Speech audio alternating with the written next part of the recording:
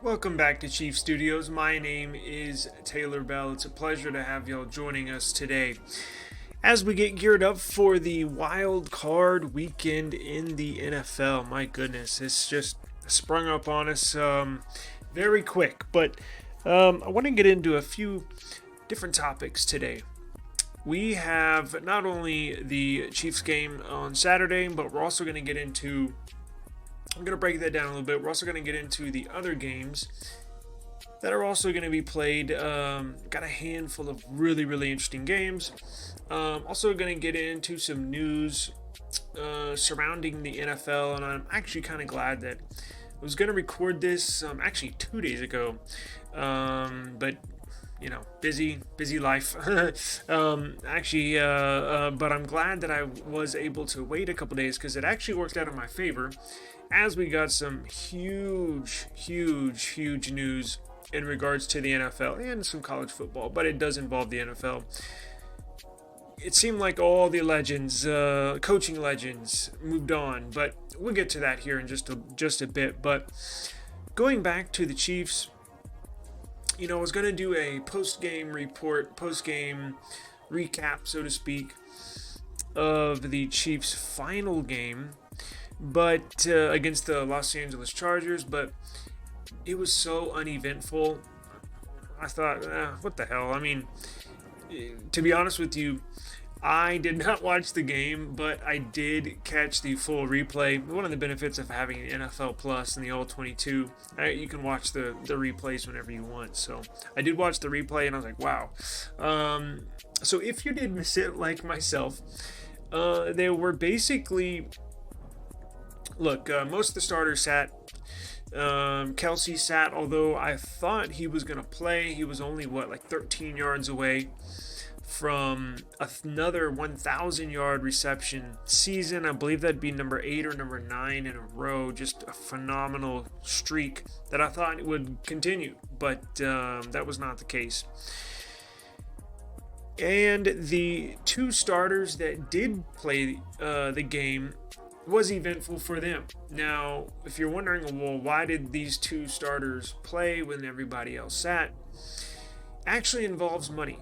Now, this is a rare case, and listening to a few players in their interviews saying how rare this was, I thought it was noteworthy to mention, but L'Jarius Sneed and Chris Jones both played. Now, they were not only playing to assist their team in getting the win, which actually Sneed basically won the game for them. So it's a good thing he played. But they were right on the edge of getting some bonuses, some bonus money from the team, right? So in their contracts, and in these various contracts, and it varies from player to player. Some don't have any bonuses, right? But Chris Jones was one sack away from getting a $1.25 million bonus on his contract this season. So all he needed was one sack, and he would get a $1.25 million check this week. And L'Jarius Sneed needed some playing time and hit some numbers, and my God, did he, because he actually, there was a fumble. He scooped it up, ran it back about 90 yards for a touchdown. Not only hit his bonus, which I believe was a few $100,000, but also basically won the game for them. And now, when I say basically won the game, what I mean is he put 7 points up on the board. Let's check out the final score right here. So if you see the final score of last week's game was 13-12. Now, Blaine Gabbert played the game in place of Patrick Mahomes, but it was a pretty boring game. I'm not going to lie to you. There was just not much scoring, not much going on, not much offense. But L'Jarius Sneed not only got his bonus, but he also, as you can tell, put up 7 of the 13 points. And if he did not get that scoop and score, Chiefs did not have enough offense to even get the W. So he showed up real big for the Chiefs. And look, there's a lot, as we mentioned a few weeks ago, there's a lot that goes into the final score of these games. And even I'll be the first to tell you that, it's hard to pin down the game came down to this one specific play. But, there are some rare cases, and I believe this is one of them. Simply put, if that play hadn't happened, they would have lost, right? But I'm glad to see him get his money, and also glad to see him help the team get to the playoffs. Now, let's get to Saturday night's game, shall we? So we got a Saturday night game. Your Chiefs versus the Miami Dolphins. And I think this is probably the best case scenario for the Chiefs. As far as opponent, as far as conditions, which we will get into here shortly. But one quick side note. This game is only on Peacock, the streaming app. So it's not going to be... Now, if you're in Kansas City, local markets will be able to tune in to their local affiliate either in Miami or in Kansas City. But if you're outside, right, like the rest of the country, it's only going to be on the Peacock streaming app. Now, stay tuned to the channel because I think I have a workaround for everybody. And I think... I'll make a video probably tomorrow describing a little bit more in depth of how you can join me to watch the game. And you're not necessarily going to join me, but I can view the game on my NFL Plus package. And I can also display it here on StreamYard, the platform I use to stream what you're viewing right now. What I can do is, it won't be on YouTube or anything, but I can start up StreamYard and I can share a link with the viewers. And I think what I'm going to do is, we'll get into it, but I'll put out something tomorrow. But if you absolutely cannot watch it, I guess we'll be your last resort. Just stay tuned. We'll dive in it some more tomorrow. But getting back to the game, as far as a perfect scenario, look, you're playing the Dolphins, and you're playing in frigid weather, right? There's a huge cold front blowing through the whole nation, seemingly. I think down here in Texas, it's going to get pretty damn cold here later in the week, but the cold front first is going to stop through Kansas City. And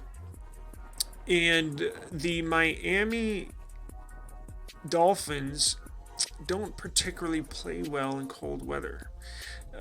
I have pulled up here for y'all some records of Miami in cold weather. So if you can see the screen now, it shows, let me see, yeah, I got it on the maximum. I think that's as big as it'll get. So it says they don't have a good record in cold weather for the life of the franchise, specifically in the last 10 games. But check this out. Miami has played 74 outdoor games when the temperatures are below 40 degrees Fahrenheit. Now, this goes back to like 1966, but it says Miami has only won 25 games and losing 48 times. But in the last 10 games where it is below freezing, they've lost 10 straight games. And I think it will be 11. I think this will be 11 straight games. Let's look at the weather. So I pulled up two weather situations here, or from two different sources. Look, it's going to be a high of 7 and a low of -8 degrees, or 8 degrees below zero. But you're like, well, when is the start time, right? So the start time is 7 p.m., so it'll definitely be dark by then. So if we go over to Google Weather and pin down the time, we are on Saturday. They have a high of 6, low of 2, but if you go over to 7 p.m., it's going to be 1 degree. And then basically at the end of the game, it's going to be, I'm assuming, 0 or -1 degrees. So I give Miami basically, I'll give them like obviously they can't have a 0% chance. They do have a chance, and I believe the only way that Miami could win this game is if Kansas City loses the game, so to speak, right? If the Chiefs shoot themselves in the foot, that's the only way Miami can win, right? So theoretically, they can't have a 0% chance of winning, because why would they even show up, right? But I'll give them like a 1% chance. So as we mentioned in the previous weeks, the Chiefs offense is not as we're used to, right, all season long, which is why I wanted the starters to play in their last game versus the Chargers. Still need to get in sync with some of these wide receivers. Justin Ross is coming back, who's had a less eventful season, going through some turbulence but off the field, but you're getting him back. Kadarius Toney's been off and on the injury report, which we'll go over here shortly, but I just feel like they needed to get back in rhythm, right? They needed to get back in rhythm, but it is what it is. So if Kansas City, if they have a bunch of turnovers, or even if they, let's say, even if they lose the turnover battle, however, if on a couple of the Kansas City's turnovers, if Miami scores, this is going to be a low-scoring game. I don't think we're not going to see. I personally believe neither team's going to get over 20 points.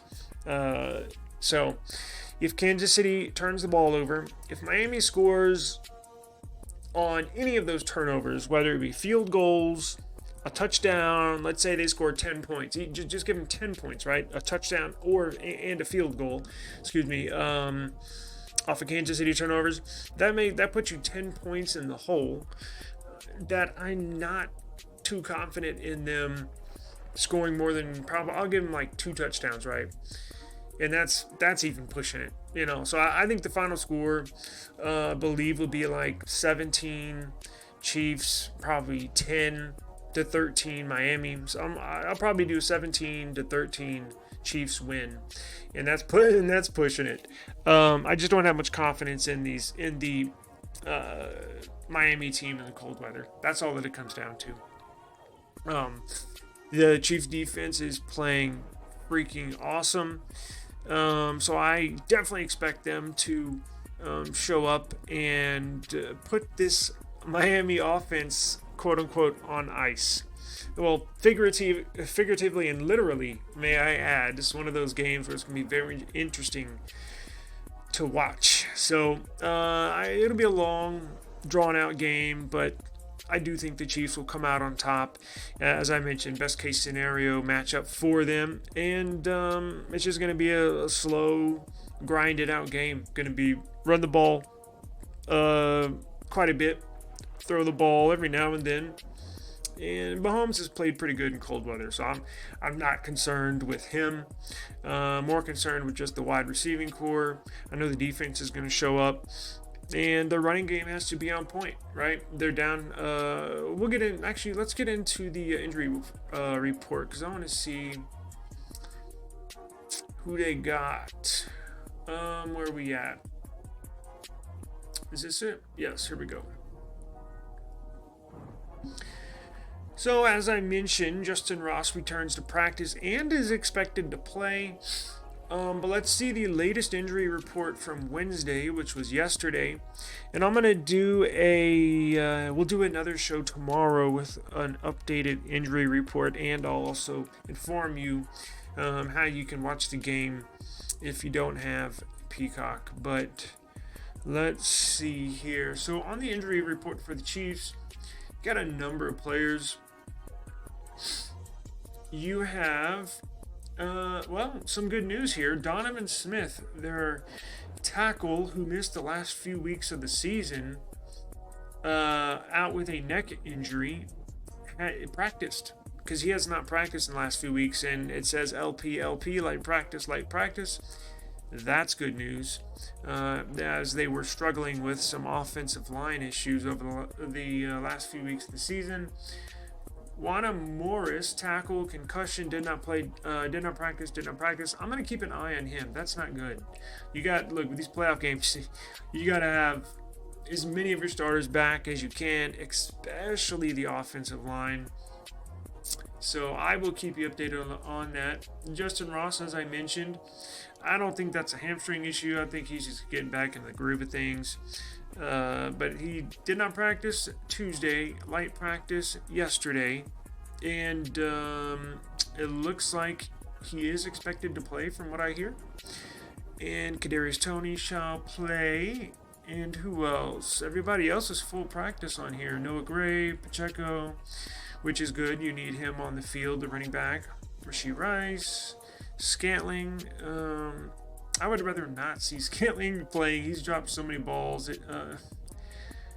Lord, I don't know what's going on with him. But let's see. Bolton, Snead, Watson, Bush, Connor. So it's minus the one starting tackle up here. Morris, decent injury report for the Chiefs. I mean, well, I'm hoping Morris can clear concussion protocol for Saturday's game. We will definitely see about that. Now, moving on to the Dolphins. Let's see. Do we see any big name? You have Raheem Mostert, running back, knee, ankle, light practice. Tyreek Hill, quad, ankle, light practice. Jalen Waddle, ankle, light practice. Jalen Ramsey, knee, light practice. So, let's see. The two safeties did not practice, and a cornerback did not practice. So, interesting there. It looks like all of their injuries are on the defensive side, which is good for the Chiefs. But I will get you a refreshed and updated injury report on tomorrow's recording. All right. Okay, let's move on, shall we? Again, I believe Chiefs will pull it out like 17-13, 17-10, somewhere around there.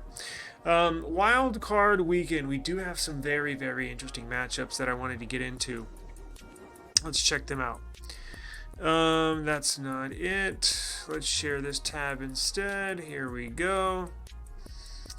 So we have on Saturday's lineup not only the Chiefs in the night slot, but you have the Texans once again get put into the very first game of the NFL playoffs. They've been notorious for the NFL putting them in the very first slot every year they make it, but nonetheless, a very, very tough game against the Browns. Look, Joe Flacco's been playing phenomenal for them. He's playing with house money, basically doesn't have anything to lose, and that's pretty dangerous if you're a Texans fan, because he's slinging it all over the field. Playing pretty good, actually really good. And the Browns defense is very, very stout. I'm not sure the Texans are going to be able to pull this off. If I had to pick, I'm going to pick the Browns. I think CJ Stroud he's one of those, I've been so impressed. If you've listened or watched our channel, we've spoke about him a number of times. Just an outstanding talent, surpassed everybody's expectations for the season. He steps up in the big moments, right? Played phenomenal to get them beating the Colts to get this playoff berth. And I think he will have a big game this Saturday. I just think the Browns not only have better players on the roster, but they do have playoff experience, right? Joe Flacco's got a Super Bowl ring. Tons of players on defense. I mean, they have studs. They have a really good running game. I think the Browns are going to edge this one out versus the Texans, but it is good for CJ Stroud in these pressure cooker moments to get playoff experience. I expect to see him and lead the Texans into the playoffs almost every year from here on out. just a phenomenal turnaround. But I do believe the good and hearty season ends this weekend for the Texans. I did pick the Chiefs over the Dolphins, 17-13. For the Texans, getting back to the Texans game, I'm not sure what the score is going to be. It's going to be in a dome. So probably, I'm sure the Browns are happy with that because, God, imagine how cold it is in Cleveland. It's probably right around the same temps as Kansas City, but I think the Browns will probably win 27 to 23, 27-24, something like that. Chiefs, I got 17-13 over the Dolphins. Now, the Bills versus the Steelers. I don't know how the Steelers got in. I watched a couple of the games this year and just not impressed. I think they got some help to get in, but I'm definitely picking the Bills over the Steelers. I think this will be I think it'll probably be a little closer than expected. I'm not sure. I can't even really pick the score, to be honest with you. I don't expect the Steelers to do much, and the Bills probably put up, I think, 24 a game. So probably, it's going to be cold as hell in Buffalo too. So some of these are going to be low scoring when they're outdoors, just because of the frigid weather. But probably Bills 21-17 over the Steelers. Now, this next one's very interesting. The Packers at Dallas on Sunday in the afternoon primetime slot. Much like the Texans, Packers are happy to be in the playoffs. Nobody really expected them. Well, I shouldn't say that, but Jordan Love's been playing pretty well in the later half of the season. He's been pretty inconsistent throughout the season, but has played pretty good these last few weeks to get them into the playoffs, although the Cowboys have been cooking, especially at home. Cowboys at home are almost money, so they score a lot of points at home. I see Dallas edging the Packers out by probably 10 to 13 points. I would say, I'm guessing the Cowboys are going to put up 34, right? It's probably be 34-21, something like that, versus the Packers. So I look for the Cowboys to handle business at home and move forward. Now, with the Rams and the Lions, this is an interesting game. You have the Rams. Nobody really expected them to be here too, right? The pickup of Puka Nacua, the rookie standout wide receiver, has opened up this Rams offense. It's absolutely amazing what he did. Matthew Stafford's playing really well. Now, he will be playing against his previous team in the Detroit Lions as the Lions QB as well, Jared Goff. But look, the Lions, as of lately, they're all pro? They're all star. Very, very talented tight end. I believe is out. Let's go check. What's his name? Detroit Lions tight. I haven't seen any news on him lately. Let's see. Is he playing?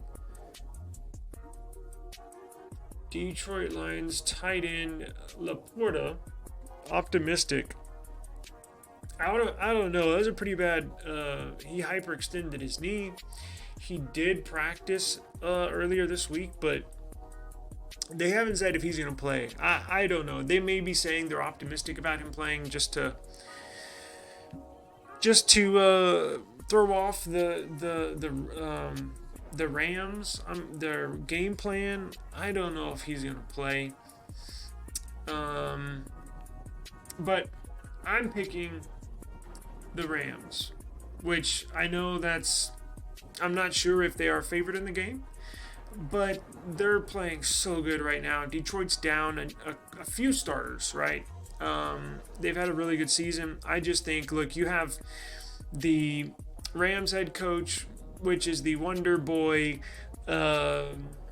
scheme wizard as far as how he schemes plays, versus the meathead head coach with the Detroit Lions. He's had them playing really well this season. I just think the Rams are just at this point in time are just too good. The Lions are down too many starters to pull this off. And then we have the Eagles and Bucks. This is an interesting game. The Bucks have been playing pretty well, and the Eagles have been the opposite. I think they lost 5 of their last 6 games of the season and don't really offer much encouragement, right? Don't offer any, look, I can't even describe the Eagles right now. They're just real shitty. Like, they just, as I mentioned, lost 5 of the last 6. They did a nosedive to get into the playoffs. So, but Baker Mayfield, the quarterback for the Bucks, has been limping around. The last game I saw him in, he was literally limping around the field. So, could go either way. I would like to bet on Jalen Hurts because in the big, even going back to Alabama or OU, God, he's one of those players that when the more pressure that's on him, the better he plays. So I'm gonna pick the Bucks, but Jalen Hurts might just will this Eagles team, to a win. He might throw them on his back and say, "Let's go." He's a special player, so I'm gonna pick the Bucks, but I'm not too confident.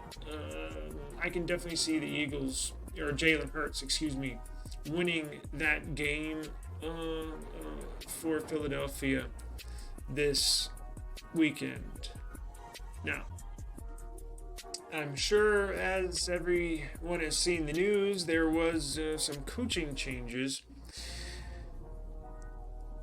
as of recently, the last few days.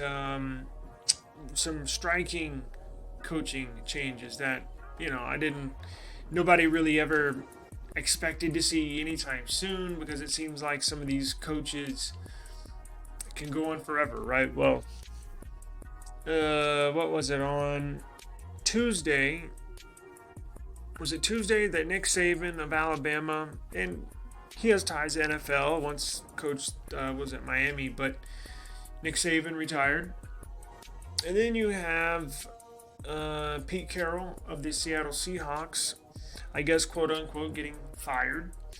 And the New England Patriots with Bill Belichick mutually agreeing to part ways, which, call it what you want.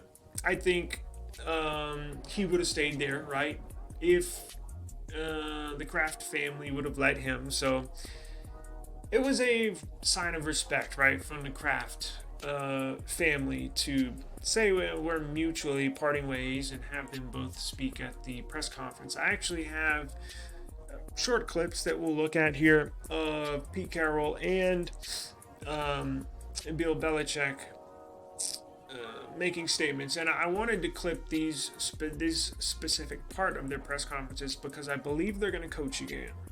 I believe they are going to find themselves another seat in the NFL next season. Yes, these two coaches are getting up there in years, which is why they can't afford to take a season off and kind of gather their thoughts or see what other coaching seats are open. I think they need to strike, and they need to strike while the iron's hot, because make no doubt about it, both of these coaches are high in demand. As I mentioned, they're getting up there in age. I'll probably mention that another time as well, but their resume speaks for themselves. In a league where you're always trying to find the next offensive coordinator, offensive guru, nothing can beat a good old Super Bowl winning resume. And that's what both of these coaches offer. Now, I want to play these clips here, and as I mentioned, because they sort of you can kind of tell that they want to coach again from these clips, because they both talk very, very strong about their players. Pete Carroll's very uppity and strong-willed. Bill Belichick is in a freaking suit, which we never see, which tells public that he means business. He's ready to go. He wasn't mumbling there at the podium like he always does in press conferences. He was very well spoken, very clear. Both coaches were very clear that they have no intentions of retiring. Now, real quick, I did have to edit. I did have to put some edits in there, not only visually but audio-wise too, because we will get a strike from YouTube for a copyright strike if I just throw their interview up there as normal. But it's about like 30 seconds each clip. So let's get into it real quick. Where are we at? Let's see. Video clips. So let's go with Pete Carroll real quick. Ready? I'm so grateful to the coaches that have been with us for so many years. Also, all of the coaches that have been here for the years before that put up with my stuff and found way, to bring it to life daily. And I have great gratitude for that. Really, it was really, and I go to it's not just the dedication and the loyalty, it's the freaking juice. It's bringing it. And I asked a lot of them, and they were good at it, and I appreciate that a lot. To the players that have been part of this thing, you don't probably know this, how deeply I feel about the NFL is about the players. And without those guys doing what they do, there's nothing. It isn't about the ownership. It's not about the coaching. It's not about the color of the uniforms or going to the stadiums. It's about those guys doing what they do and putting their body on the line so regularly. And it's not just a statement. It's real. We should always, in my opinion, understand that we should celebrate those guys because they are the NFL. I really do appreciate it. And to see some of our guys here today, it means the world. It means the world. All right, that was the Seattle Seahawks former head coach, Pete Carroll. I really like Pete Carroll. If I was an owner, I would have no issues hiring him. I would call him up or fly him down, go eat lunch or something with him and say, what do you want? What do you want? You got open checkbook, right? Whatever you want. Now, it comes with stipulations because, as I'll mention with Bill Belichick, obviously who you pair him with is GM-wise will make a difference, matters.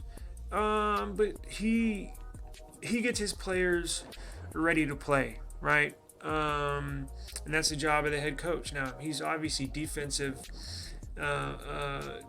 kind of minded, so obviously pairing with not only the GM but with the coaching staff will matter, right?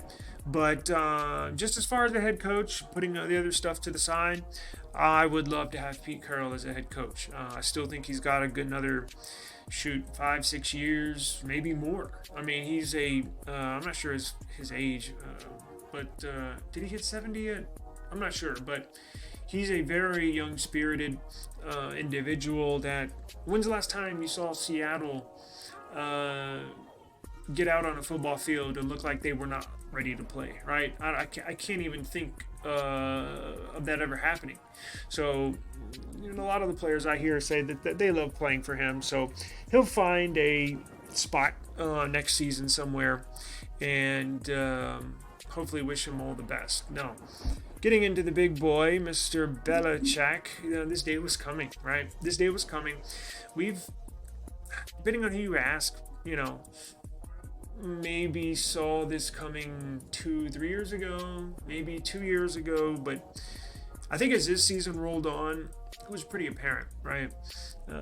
Just the whole Mac Jones deal. I've heard stories after stories about, and part of the issue with him, Belichick, is that he's not only the head coach, he's the GM. Right, and that's a almost impossible spot to fill or to perform at a high level. Both positions require so much from you. It's almost impossible, right? Let's get in it. Let's see what he says. I have so much respect for all the players, and certainly we've had many that have been here for a long time. And to the media, for you guys, I don't know that anybody's gotten more coverage than I have or we have in the past 24 years. I meet with you guys a lot. I respect what you do. I do respect what you do, and I look forward to coming back here. But at this time, we're gonna move on, and I look forward. I'm excited for the future, but always very, very appreciative of the opportunity here, the support here, and what you've done for me. Thank you. Wow. You saw him smirk and smile and kind of hee. And both Coach Carroll and Belichick thanked the players, which, obviously, but you could see Belichick kind of kissing up to the media a little bit, wanting to get in their good graces because for so many years he shit all over their press conferences. But no, he wanted to leave on a high note. I do think he'll probably be, I don't know if he'll be the number one coach people are going to go after. Really, I can't see him going into too many spots. And again, same thing with Pete Carroll. It depends on the front office. I know he would not be a good fit in Dallas. Of course, they have McCarthy, but, I would cut McCarthy right after I record this and hire Belichick or Pete Carroll to coach my team on this weekend's game. I think they're that much better at their jobs than McCarthy is. But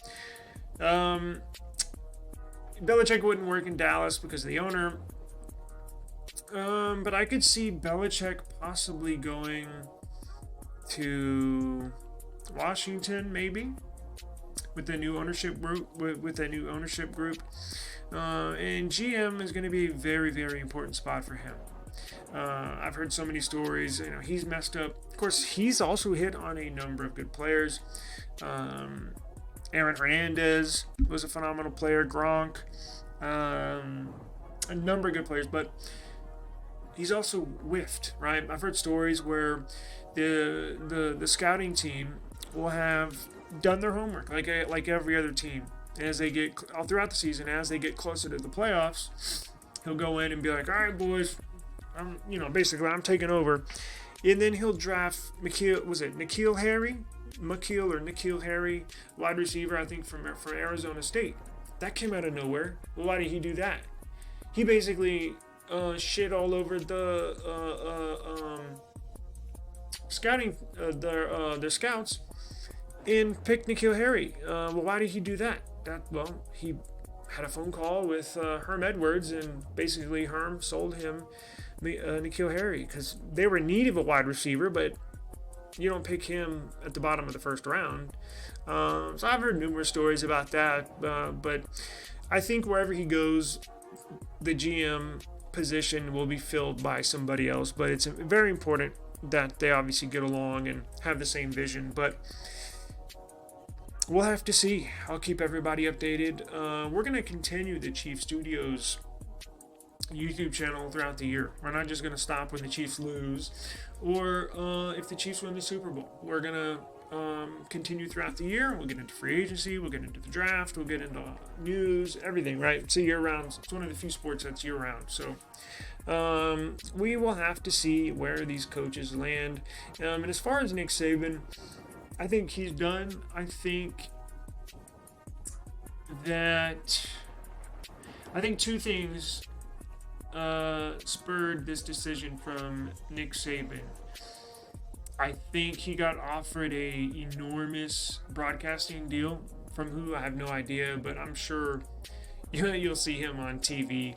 And speaking of that, Belichick and Saban are very close. I could see wherever Belichick lands next season, I could see him bringing in Saban, not as a coach per se, but, as a, what do they call it? A consultant, where he'd join the team every couple weeks or every whatever. I can see him doing something on the side just to get his, get that itch, to scratch that itch again, right? That coaching itch. But I think he got a big offer from a broadcasting deal. Saban did, probably matching what he's making right now, maybe. But also the portal, the player portal. I would hate that if I were a college coach, because not only now do you have to go out and basically recruit all these potential athletes you could have on your team, but you have to go and recruit the players you already have for next season. And then they're getting offers, deals, money from, probably 3-4 of the schools or more. And you got to recruit them just to come back, and they're in your own building. So I think it's a pain in the ass for these older coaches to do that stuff. I mean, it's good, I guess, from a big picture thing, that some of these players are getting paid for what they do in college, but it seems like a mess. It seems like a mess, absolute mess, if I were a head coach or on a staff. Lord. So anyways, I think he was fed up with that, right? I think he was at his wit's end with this stupid portal thing for these college players, dealing with all this stuff. But so I think those two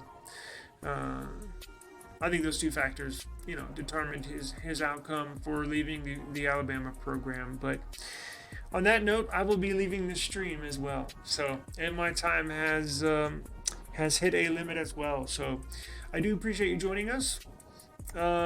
Stay tuned tomorrow. Let me work something behind the scenes that I can get going. If you want to watch the game, I will upload a video tomorrow instructing how and where and what to do, basically. So thank you very much. I appreciate the time, and as always, we will see you next time. Peace out.